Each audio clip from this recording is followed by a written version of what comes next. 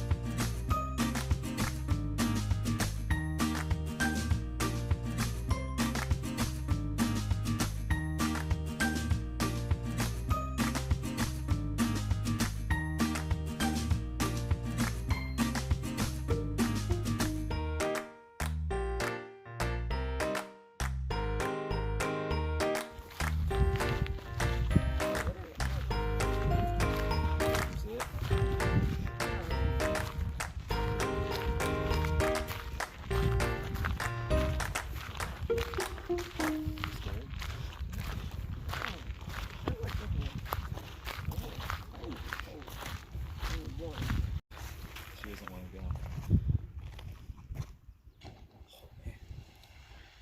That hurt.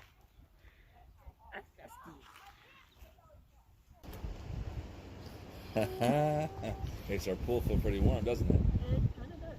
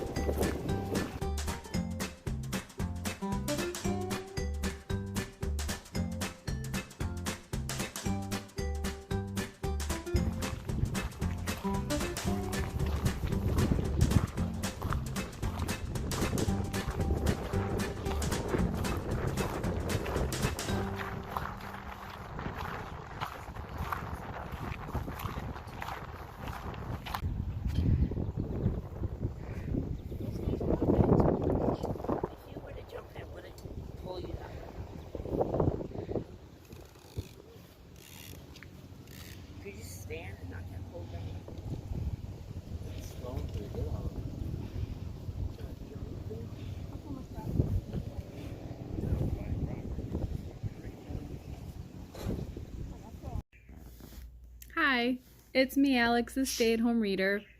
I just wanted to pop on here to give a little mini book review, as I kind of showed in the beginning clip of this little mini travel vlog.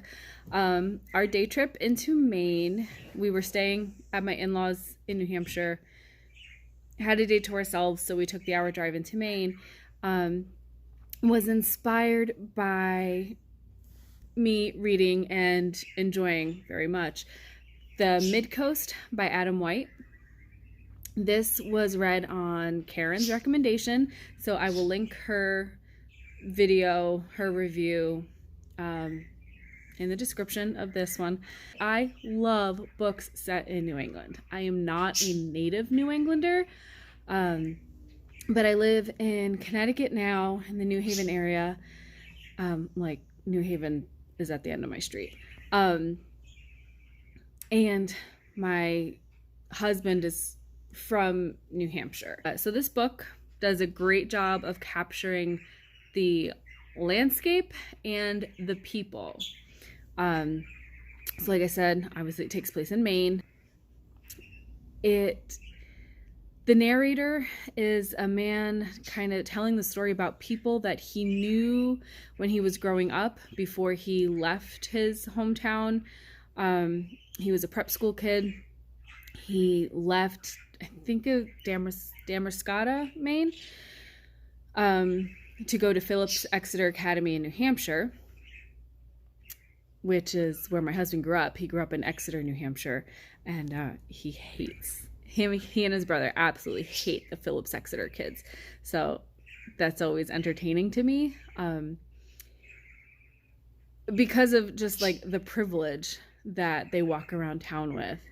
Absolutely drove my brother-in-law crazy when he would drive through town and have to slam on his brakes because these kids just step into the street without even looking up.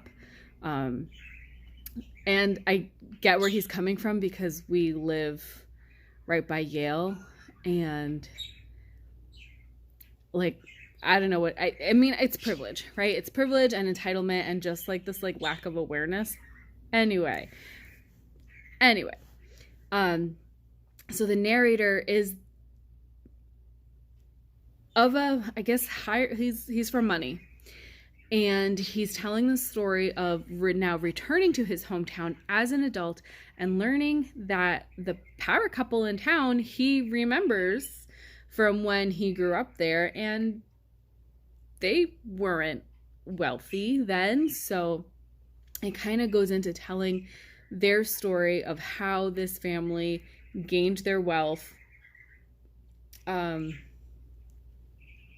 not all on the up and up.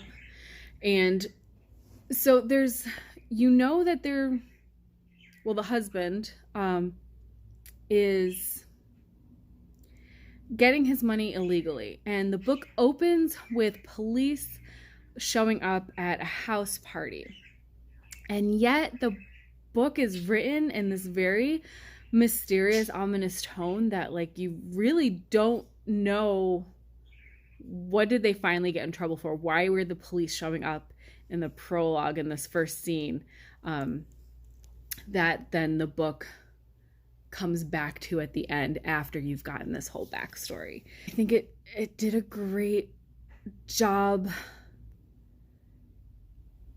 just with kind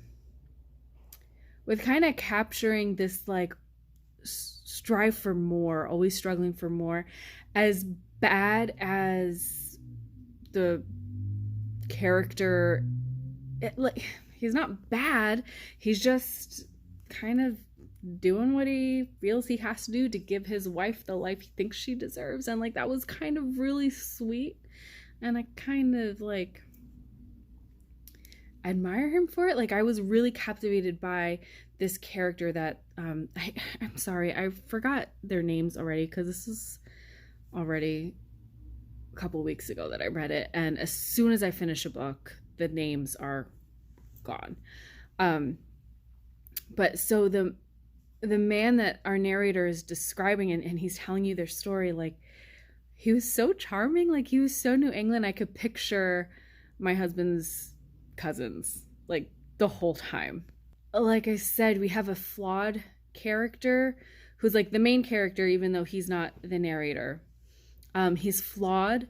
He's, I guess, immoral. I don't know, but entirely likable. And then conversely, I found the actual narrator unlikable. And maybe that was just like me putting this like,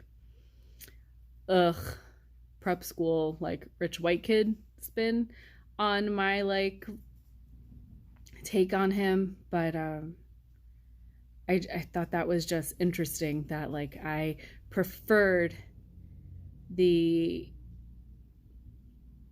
the criminal character to the actual like narrator who is compiling this story.